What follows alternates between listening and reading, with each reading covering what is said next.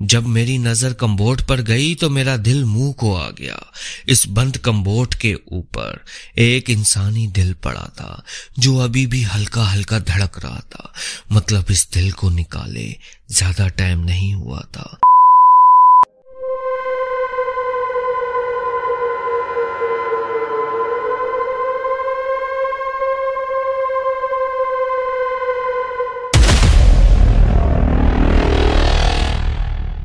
بسم اللہ الرحمن الرحیم۔ السلام علیکم، میرا نام ہے آصف اور اردو ہارر اسٹوریز میں آپ کا خوش آمدید۔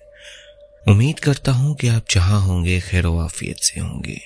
دوستوں، سب سے پہلے تو میں آپ سب یوٹیوب فیملی ممبرز سے معذرت خواہ ہوں کہ پچھلے 1 ماہ سے میں نے یوٹیوب پر کوئی اسٹوری اپلوڈ نہیں کی۔ اس کی وجہ ماہ رمضان کی مصروفیات تھیں اور عید کے بعد تھوڑی موسمی تبدیلی کی وجہ سے طبیعت ناساز تھی۔ اب الحمدللہ ٹھیک ہوں، اور ساتھ ساتھ ان سب بہنوں اور بھائیوں کا شکر گزار ہوں جنہوں نے مجھے واٹس ایپ پر میسج کیے اور خیریت پوچھی کہ سٹوریز کیوں نہیں آ رہی۔ اب الحمدللہ واپس ورکنگ پر آ چکا ہوں اور اب انشاءاللہ دوبارہ سے مزے کی ہارر سٹوریز آپ کی پیش خدمت آتی رہیں گی۔ دوستو، آج میں آپ کے لیے ایک بہت ہی بھیانک سٹوری لایا ہوں جس کو سننے کے بعد آپ کے رونگٹے کھڑے ہو جائیں گے۔ تو چلیں دوستوں، وقت ضائع کیے بغیر آج کی سٹوری کی طرف چلتے ہیں۔ دوستوں، آج کی یہ کہانی ایک ہانٹڈ اپارٹمنٹ کے اوپر ہے جو میں نے آن لائن پڑھی تھی۔ آج کی اس کہانی کو سن کر آپ کی راتوں کی نیند اڑنے والی ہے، کیونکہ اس کہانی میں بہت ہی خوفناک واقعات سنائے گئے ہیں۔ کہانی کو پورا سنیے گا، اور کہانی شروع کرنے سے پہلے نئے آنے والے ویورز سے گزارش ہے کہ میرے چینل کو ضرور سبسکرائب کریں تاکہ آئندہ آپ کو بھی اچھی ہارر سٹوریز سننے کو ملتی رہیں۔ آپ لوگوں کا کافی وقت لے لیا، تو چلیں کہانی کا آغاز کرتے ہیں۔ یہ اعلان سنتے ہی کتنا بدمزاج لگتا ہے کہ فلاں بندہ آج اس دنیا سے انتقال کر گیا۔ اس اعلان کی آواز سے ہنستے کھیلتے گھر میں خاموشی کے دیے جلا دیتی ہے۔ خیر، کہانی کی طرف آتے ہیں۔ یہ کہانی اسلام آباد کے ایک علاقے کی ہے۔ میں کچھ وقت پہلے اپنے کسی قریبی دوست کے یہاں گیا ہوا تھا جو اسلام آباد میں رہتا تھا۔ وہ گھر، وہ علاقہ، وہ آب و ہوا بہت ہی دلکش منظر پیش کرتا تھا۔ 5ویں منزل پر موجود اس 5 مرلے پر بنے فلیٹ میں 3 ہوادار کمروں کے علاوہ ایک ٹی وی لاؤنج بھی تھا، جس کی دوسری طرف چھوٹی سی گیلری تھی جس کا منظر ایسا حسین کہ وہاں سے ہٹنے کا دل ہی نہ چاہے۔ اونچے پہاڑ اور ساتھ میں تیز ہوا کے ساتھ جھومتے درختوں کی ڈالیاں، مانو دل موہ لینے والا منظر تھا۔ یہ گھر سچ میں بہت حسین تھا، مگر اوپر آتے ہوئے جو ویران سیڑھیاں مجھے دکھی تھیں ان پر عجیب بدبو تھی، جبکہ وہ سیڑھیاں دکھنے میں صاف نظر آتی تھیں۔ میں گیلری میں کھڑا سگریٹ کے کش لگاتا، ان سیڑھیوں کے منظر کو رد کرنے کی ہر ممکن کوشش کر رہا تھا، اور اس کوشش میں خاصا کامیاب بھی رہا۔ بتاتا چلوں کہ میرے ایک قریبی دوست تیمور کے والد صاحب نے یہ فلیٹ کچھ روز پہلے ہی خریدا تھا۔ دراصل ان کا کام ہی یہی تھا، وہ پرانے مکان اور فلیٹ خرید کر اس کی تھوڑی بہت مرمت کرواتے اور پھر اس مکان کو مہنگے داموں میں فروخت کر دیتے تھے۔ یہ گھر بھی اسی کام کے سلسلے میں خریدا گیا تھا اور اس کی مینٹیننس کا کام بھی آج رات سے شروع ہونا تھا۔ میرا وہاں جانا کسی خاص مقصد میں شمار نہیں تھا، بلکہ مجھے تو تیمور نے اس لیے بلایا تھا کہ اگلے 2 دن اور 2 راتیں وہ مزدوروں کے ساتھ اس گھر میں اکیلا تھا۔ یہ رات اس گھر میں پہلی رات تھی اور میں تیمور کو کمپنی دینے تیمور کے اصرار پر وہاں پہنچ گیا تھا۔ یہ فلیٹ کافی بہتر حالت میں تھا، مجھے اس میں زیادہ خرچ نظر نہیں آ رہا تھا۔ دروازے بند ہونے کے قابل تھے، بس کمروں میں لگی کھڑکیاں اور الماریاں مرمت مانگ رہی تھیں۔ ایک دروازہ جس پر میری نگاہ پڑی تھی وہ ٹی وی لاؤنج کے کونے پر بنا ہوا تھا۔ اس میں داخل ہوتے ہی مجھے گھر میں غیر انسانی مخلوق کا احساس ہوا۔ اس کمرے کے سامنے والی دیوار بری طرح زخمی تھی۔ میرے غور کرنے پر مجھے معلوم ہوا جیسے اس میں ہر طرف کیلیں ہی کیلیں کھوپی گئی ہوں اور بعد میں کسی اوزار کی مدد سے نکالی گئی ہوں۔ میں اس دیوار کو دیکھنے میں مگن ہی تھا کہ اچانک میرا دوست چائے لے آیا۔ اس کی آواز سے میں چونک گیا۔ میں نے ایک ہاتھ سے چائے کا کپ پکڑے ہوئے دوسرے ہاتھ کی پہلی انگلی سے اس دیوار کی طرف اشارہ کرتے ہوئے آہستہ سے تیمور کو کہا کہ یار یہ دیوار دیکھی تم نے؟ تیمور نے کہا کہ ہاں یار، اس دیوار پہ بہت ساری کیلیں لگی ہوئی تھیں جو مزدوروں نے ابھی نکال دی ہیں اور کل تک یہ دیوار مزدور ٹھیک کر دیں گے۔ جس پر میں نے کہا کہ میں نے آج تک ایسی دیوار نہیں دیکھی، مگر ہاں میں نے سن رکھا ہے کہ جو گھر آسیبی ہوتا ہے وہاں پر یہ کیلیں لگا کر اس آسیب کو قابو کیا جاتا ہے۔ ابھی میں یہ بول ہی رہا تھا کہ تیمور نے میری بات کاٹتے ہوئے کہا کہ اب رات کے اس پہر میں تیری بھوتوں والی فلسفی سننے کے موڈ میں نہیں ہوں۔ یہ کہہ کر وہ مجھے واپس گیلری میں لے گیا۔ اس گھر میں اس وقت ہم 4 لڑکے تھے، جس میں 2 کام کرنے والے لڑکے تھے جو کمرے میں لگے جالی کے دروازے کو ویلڈ کر رہے تھے۔ تیمور میری بات سننے کو راضی نہیں تھا اور میں نے بھی ہلکے پھلکے اصرار کے بعد خاموشی میں ہی بہتری سمجھی۔ سب اپنے اپنے کاموں میں لگے ہوئے تھے کہ اچانک مجھے باہر دور سے کسی کے اعلان کی آواز آئی۔ میں نے پہلے تو اگنور کیا، لیکن اعلان کے آخر میں کسی کی وفات کا ذکر سن کر میرے کان کھڑے ہو گئے۔ مجھے معلوم نہیں کیوں میں کمرے سے نکل کر گیلری میں اعلان کی آواز سننے چلا گیا۔ میں پہلے ہی اس گھر کی پراسراریت پر خوف زدہ تھا۔ اعلان پھر سے ہوا، جس کو سن کر میرے رونگٹے کھڑے ہو گئے، کیونکہ اس اعلان میں تیمور ولد علی اکبر کا نام تھا۔ جو پتہ بتایا گیا تھا یہ وہی فلیٹ تھا جس میں ہم لوگ موجود تھے۔ میں خوف کے مارے کانپنے لگا اور بھاگتا ہوا تیمور کے پاس گیا۔ میری بات سن کر وہ ہنسنے لگ گیا اور اس نے بولا، تیرا دماغ تو ٹھیک ہے، آج ہو کیا گیا ہے تجھے؟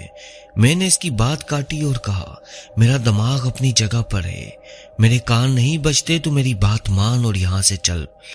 تیمور نے میری بات سن کر کہا، اعلان تو ہوا ہے، کچھ میں نے بھی سنا ہے، لیکن سمجھ نہیں آیا کیونکہ یہاں پہ ویلڈنگ کی آواز تیز تھی، پر یہ جو تم بات کر رہے ہو یہ بالکل ہی عجیب ہے۔ بہرحال میں نے ہر ممکن کوشش کی لیکن وہ نہ مانا، اور پھر ہار مان کر میں ایک جگہ بیٹھ گیا، کیونکہ اب تو وہ مزدور بھی مجھ پر ہنسنے لگے تھے۔ ابھی یہی باتیں ہو رہی تھیں کہ وہی بدبو ہم سب نے سونگھی جو اس فلیٹ پر آتے ہوئے سیڑھیوں پر میں نے محسوس کی تھی، پر اب کی بار اس کی شدت اس قدر تیز تھی کہ ہم سب کا فلیٹ میں سانس لینا محال ہو گیا اور ہم سب گیلری کی طرف سانس لینے چلے گئے۔ اب اس فلیٹ میں گزارے جانے والا ایک ایک پل مجھے خوف کے اندھیروں میں لے جا رہا تھا۔ اب مجھے اس گھر کی خوبصورتی میں کوئی دلچسپی نہیں رہی تھی۔ وہ ہوا جو میں تازی محسوس کر رہا تھا، اب مجھے اس کی آواز میں بھی خوف کی دھن بجتی سنائی دے رہی تھی۔ جن درختوں کی ٹہنیاں مجھے جھومتی ہوئی دکھ رہی تھیں، اب وہ بھی بلاؤں کے عکس جیسی محسوس ہونے لگی تھی۔ ہم میں سے کسی کا بھی بیان نہیں مل رہا تھا۔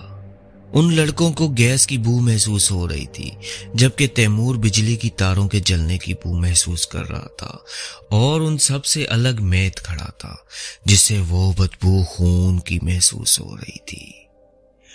یہ وہی بدبو تھی جو مجھے سیڑھیوں پر بھی محسوس ہوئی تھی، مگر اب کے مقابلے میں وہ اس وقت بہت ہی ہلکی تھی۔ اب میں اس معاملے میں کوئی بحث نہیں چاہتا تھا، اس لیے میں نے تیمور کو کوئی رائے نہیں دی۔ وہ سب لوگ فلیٹ میں آگے پیچھے گھومتے پھر رہے تھے۔ کسی کو کچھ سمجھ نہیں آیا کہ وہ بدبو کہاں سے آ رہی ہے۔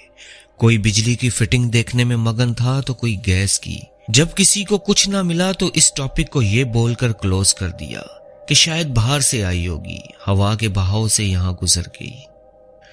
میں ان سب کے ساتھ کھڑا تھا، مگر میری سوچ کسی اور فضا میں گردش کر رہی تھی۔ میرا دماغ بار بار خطرے کی گھنٹی بجا رہا تھا، کیونکہ میں نے خود تیمور کی وفات کا اعلان سنا تھا۔ میری گھبراہٹ میں اضافہ ہو رہا تھا اور میں اپنے چہرے کے تاثرات چھپانے کی ہر ممکن کوشش کر رہا تھا۔ جب میں نے اس اعلان کے بارے میں سوچنا شروع کیا تو مجھے اپنے دوست پر بھی یقین نہیں رہا۔ اب یا تو جو میں سوچ رہا تھا وہ غلط تھا یا پھر جو میں دیکھ رہا تھا کہ وہ کوئی خواب تھا۔ میں نے تیمور سے واپسی کی اجازت مانگی اور اس کے ہزار روکنے کے باوجود میں فلیٹ سے نکل آیا۔ تیمور دروازے تک مجھے پیچھے سے آوازیں لگاتا رہا، لیکن میں نے فیصلہ کر چکا تھا۔ فلیٹ سے باہر نکلتے ہی وہ پراسرار بدبو میرے ناک سے ہوتی ہوئی میرے دماغ کی آخری رگ تک جا بسی۔ یہ وہی بدبو تھی جسے اندر کوئی پہچان نہیں پایا تھا۔ وحشت میں ڈوبی وہ سیڑھیاں جن سے گزرتے وقت میری کیفیت کسی عجیب و غریب حصار میں تھی۔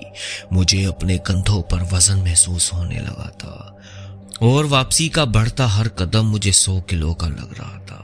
اس جگہ کی ہوا میں عجیب سا بھاری پن تھا۔ میں بس کسی طرح سیڑھیوں تک رسائی چاہتا تھا۔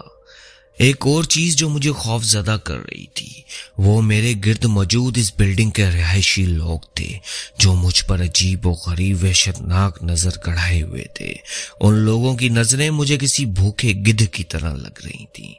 میں جس بھی اپارٹمنٹ کے سامنے سے گزرتا اس کے دروازے پر ضرور کوئی نہ کوئی کھڑا مجھے گھور رہا ہوتا۔ وہ لوگ بہت عجیب تھے، مردہ چہرے والے۔ وہ سب نہ جانے کیوں مجھے دیکھ کر مسکرا رہے تھے اور ان کی مسکراہٹ بھی مجھے غیر انسانی محسوس ہوتی تھی۔ اب مجھے ان سب سے خوف آنے لگا تھا۔ یہاں مجھے کچھ بھی نارمل نہیں لگ رہا تھا۔ آخرکار کسی طرح میں نیچے پہنچ گیا۔ نیچے پہنچتے ہی مجھے ایک اور جھٹکا لگا جب میں نے اپنی کار کے بانٹ پر ایک چھوٹی سی بچی کو بیٹھے دیکھا۔ میرے قدموں کی آہٹ سے وہ گاڑی سے اتری اور میری طرف آنکھیں پھاڑ کر دیکھنے لگی۔ وہ بچی اپنے حلیے سے بھیک مانگنے والی معلوم ہوتی تھی۔ میں نے اسے کوئی بات نہ کی اور نہ ہی اس نے مجھ سے اب تک کچھ کہا تھا۔ میں گاڑی میں بیٹھا تو وہ ساتھ ہی کھڑی ہو گئی اور بس اتنا بولی، بھلائی چاہتے ہو تو واپس مت آنا۔ میں کچھ بولتا اس سے پہلے وہ لڑکی غائب ہو چکی تھی۔ اس منظر نے میرا خون خشک کر دیا تھا۔ مجھے اپنی چھاتی پہ دھڑکتے دل کی آوازیں کانوں تک محسوس ہونے لگی تھی۔ میرا وجود اس گرم موسم کے باوجود سردی سے کپ کپانے لگا تھا۔ میرے پیر بے جان ہو گئے تھے جیسے خون ہی جم گیا ہو۔ یہ سب ایک ہی لمحے میں میرے ساتھ کئی بار ہوا۔ نہ جانے کب میرا جسم میرے دماغ کے قابو میں آیا اور میں نے گاڑی چلانا شروع کی۔ میں کسی طرح گھر پہنچنے میں کامیاب ہو ہی گیا۔ میں خود کو زندہ دیکھ کر خوش تھا، لیکن میرا سر بھاری ہو گیا تھا۔ میں گاڑی سے اترتے ہی لڑکھڑا کر گر گیا۔ شاید گرتے ہی میں بے ہوش ہو گیا تھا۔ نہ جانے کتنی دیر میں بے ہوش پڑا رہا، لیکن جب میری آنکھ کھلی تو میں نے اپنے آپ کو اپنے گھر کے بجائے اسی منحوس فلیٹ میں پایا۔ میرا سر درد سے پھٹ رہا تھا۔ میری آنکھوں کے سامنے آنے والا ہر عکس دھندلا تھا۔ میں خود کو اس بات کی تسلی دینے کی ہر ممکن کوشش کر رہا تھا کہ جو میں دیکھ رہا ہوں یہ میرے دماغ کا کوئی خلل ہے۔ یہ کیسے ہو سکتا ہے کہ جدھر سے میں سر پر پیر رکھ کر بھاگا تھا اب وہیں آ گیا۔ میں اسی اسٹور نما کمرے میں ہاتھ پھیلائے زمین پر پڑا تھا۔ میرے سامنے وہی زخمی دیوار تھی، میرا سر دروازے کی طرف تھا۔ ابھی میرے ہوش پوری طرح سے ٹھکانے پر نہیں آئے تھے کہ مجھے تیمور کی آواز میرے کانوں میں پڑی، جس سے مجھے اپنے پیچھے تیمور کی موجودگی کا احساس ہوا۔ میں بے بس ہو چکا تھا۔ اب جو بھی میرے ساتھ ہوتا مجھے منظور تھا۔ تیمور مسلسل مجھ سے باتیں کر رہا تھا، مگر میرا دماغ کسی اور گنگا میں غوطے لے رہا تھا۔ اس بات کو تیمور نے بھی محسوس کیا۔ اس نے مجھے ہلا کے پوچھا، بھائی کیا ہو گیا ہے تجھے؟ جواب کیوں نہیں دے رہا ہے؟ تو ٹھیک تو ہے؟ اب مجھے کچھ اس کے الفاظ سمجھ آنے لگے تھے۔ میں نے بس اس کو اتنا کہا کہ ہاں میں ٹھیک ہوں۔ میں نے خود کو تھوڑا ہلکا محسوس کیا تو اٹھ کر بیٹھ گیا۔ تیمور نے بتایا کہ جب وہ چائے لے کر پہنچا تو میں بے ہوش ملا، جبکہ میرا دماغ کچھ اور کہانی سنا رہا تھا۔ تیمور کا سہارا دینے پر میں اٹھ تو گیا، لیکن ابھی بھی میں یہاں اس فلیٹ پر رہنا نہیں چاہتا تھا۔ شاید جو کچھ بھی میں نے دیکھا وہ ایک بھیانک خواب تھا جس کا حقیقت سے کوئی تعلق نہیں تھا۔ یہ بات میں خود کو سمجھانے کی پوری کوشش کر رہا تھا، لیکن میرا دل میرے قابو سے باہر تھا۔ وہ کسی اور چیز کی ہی گواہی دے رہا تھا۔ ایسے لگ رہا تھا جیسے کوئی بہت بڑی قیامت ہم پہ ٹوٹنے والی ہے۔ کچھ دیر ہم باتیں کرتے رہے اور پھر میں واپس نارمل ہو گیا۔ وہ دو لڑکے بھی ویلڈنگ پلانٹ کی تاریں ٹھیک کرنے میں مصروف تھے اور مجھے دیکھتے ہی انہوں نے میرا حال پوچھا، جس پر میں نے پہلے ان کا حال پوچھنے پر شکر ادا کیا اور پھر سرسری سے جواب میں بتایا کہ اب کافی بہتر محسوس کر رہا ہوں۔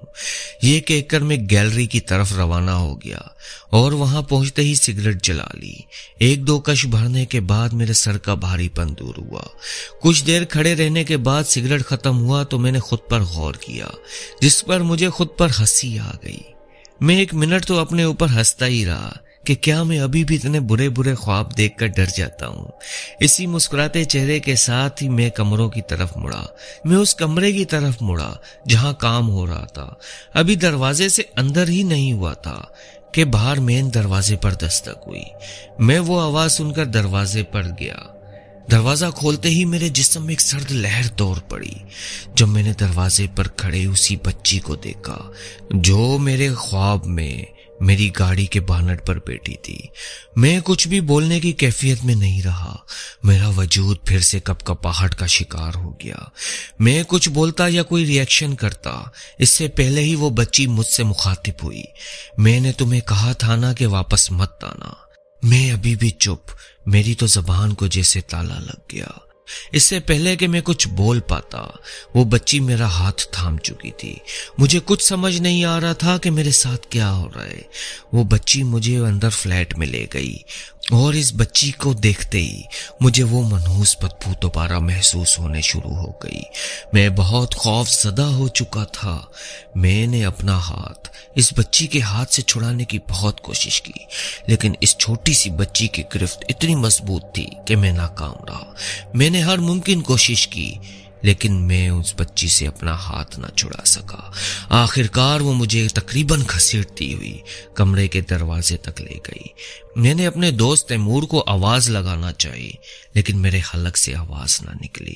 آخرکار وہ بچی مجھے کمرے تک لے ہی آئی، جس کے باتھ روم میں مجھے جمے ہوئے خون کے قطرے ملے، جنہیں دیکھ کر میں نے چیخنے کی کوشش کی، لیکن حلق سے آواز نہ نکلی۔ اس رات کئی بار میں اس کمرے میں آیا، مگر ایک بار بھی اس باتھ روم میں نہیں گیا۔ گھر میں داخل ہوتے وقت میں نے وہ باتھ روم دیکھنے کی کوشش کی تھی، مگر تیمور نے نہیں جانے دیا۔ اس کے مطابق وہ باتھ روم لاک تھا، پر اب وہ باتھ روم اپنے خونی منظر کے ساتھ میری آنکھوں کے سامنے موجود تھا۔ سفید ٹائلز پر جگہ جگہ جمع ہوا خون پڑا تھا۔ جب میری نظر کمبوڈ پر گئی تو میرا دل منہ کو آ گیا۔ اس بند کمبوڈ کے اوپر ایک انسانی دل پڑا تھا جو ابھی بھی ہلکا ہلکا دھڑک رہا تھا۔ مطلب اس دل کو نکالے زیادہ ٹائم نہیں ہوا تھا۔ دل کو دیکھ کر میری آنکھوں کے سامنے اندھیرا چھانے لگا۔ اب مجھے یقین ہو گیا کہ کچھ ہی دیر میں میرا بھی یہی حال ہو جائے گا۔ باتھ روم کے دوسری طرف ایک اور دروازہ بنا تھا جو کہ ایک الگ گیلری کو جاتا تھا۔ یہ گیلری بھی میں نے ابھی دیکھی تھی۔ گیلری میں پہنچ کر وہ بچی رک گئی اور میرا ہاتھ چھوڑ دیا۔ جب میری نظر میری کلائی پر پڑی تو اس پر بچی کے انگلیوں کے نشان چھپ چکے تھے۔ میں نے ایک نظر اس بچی کو دیکھا تو وہ سامنے دیکھ رہی تھی۔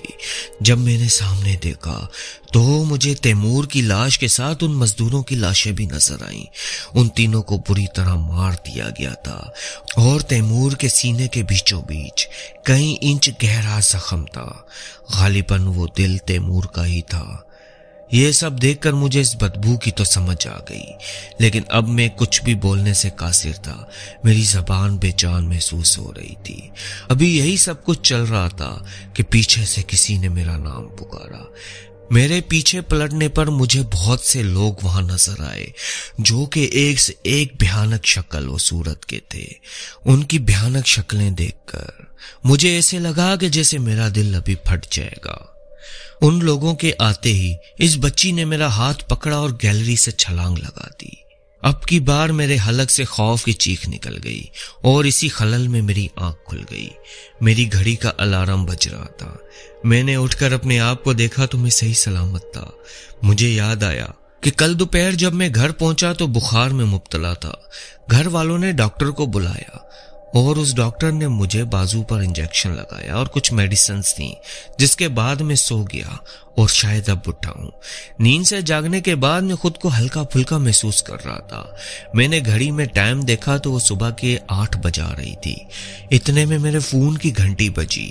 فون دیکھا تو اکبر انکل کا تھا۔ اکبر انکل تیمور کے والد صاحب ہیں۔ میں نے کال اٹھائی تو سلام دعا کے بعد انہوں نے کہا، طلحہ بیٹا تیمور آپ کے ساتھ تو نہیں ہے؟ جس پر میں نے ہنس کر کہا کہ جی انکل، میری آنکھ کھلنے سے پہلے تک تو میرے ساتھ ہی تھا۔ جس پر انکل نے سنجیدگی سے بات کرتے ہوئے بتایا کہ انہوں نے تیمور کو 4 دن پہلے اسلام آباد بھیجا تھا کسی فلیٹ کی مینٹیننس کے سلسلے میں۔ اب اس کا فون بند آ رہا ہے۔ مجھے لگا کہ شاید آپ کو اس کے بارے میں کچھ علم ہو۔ انکل کی بات سن کر میں 1 منٹ کے لیے سوچوں میں گم ہو گیا۔ پھر ایک دم میں نے ان سے سوال کر ڈالا کہ انکل فلاں علاقے کے D16 نمبر فلیٹ کی تو آپ بات نہیں کر رہے؟ انکل بولے، جی بیٹا میں نے اسے وہیں بھیجا تھا۔ یہ الفاظ سن کر میں پریشان ہو گیا، لیکن ابھی بھی اس بات پر مجھے یقین نہیں تھا، کیونکہ خواب تو خواب ہی ہوتے ہیں۔ انکل نے بتایا کہ مجھے لاہور ضروری کام سے جانا پڑ گیا، ورنہ میں اسے یہاں کبھی نہ بھیجتا۔ بہت سست ہے تمہارا دوست۔ میں انکل کی باتیں تو سن رہا تھا، لیکن میرا دماغ کہیں اور مصروف تھا۔ مجھے اندازہ نہیں ہوا کہ کب انہوں نے کال کاٹی۔ انہی سوچوں میں میرا دھیان میرے بائیں ہاتھ کی کلائی پر گیا۔ تب مجھے اس خواب کی سچائی پر یقین ہو گیا۔ میں اپنے ہاتھ پر اس بچی کی گرفت کے نشان دیکھ کر بوکھلا گیا تھا۔ مطلب جو اب تک میرے ساتھ ہوا وہ سب سچ تھا۔ میں پسینے میں نہایا ہوا تھا۔ یہ سب کیسے ممکن ہو سکتا ہے؟ میں تو یہ سب کچھ خواب دیکھ رہا تھا۔ یہ سب سوالات میرے دماغ کو کھائے جا رہے تھے۔ میں خود کو نارمل رکھنے کی ہر ممکن کوشش کرتا رہا، پر میں ناکام رہا۔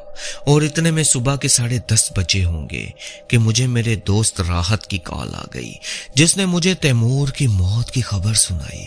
اس خبر نے مجھ پر خوف اور دکھ کے پہاڑ توڑ دیے۔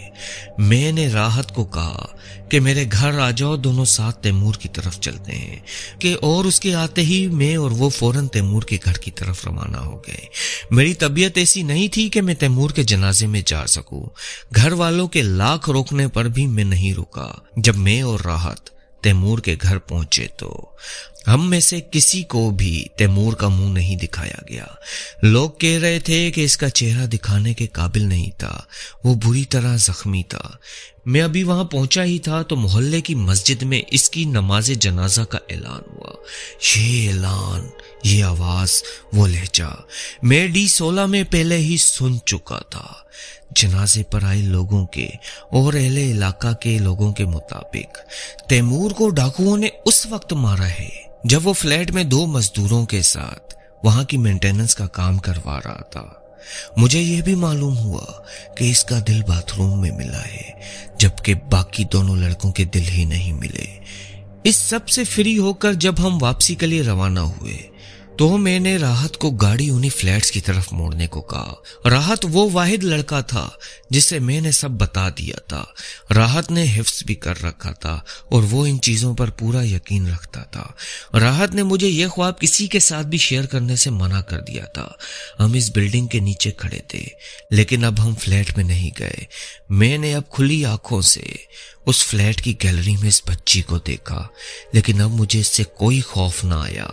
راحت کے مطابق اس بچی نے تو میری جان بچائی تھی اور اس بچی کو صرف میں ہی دیکھ سکتا تھا۔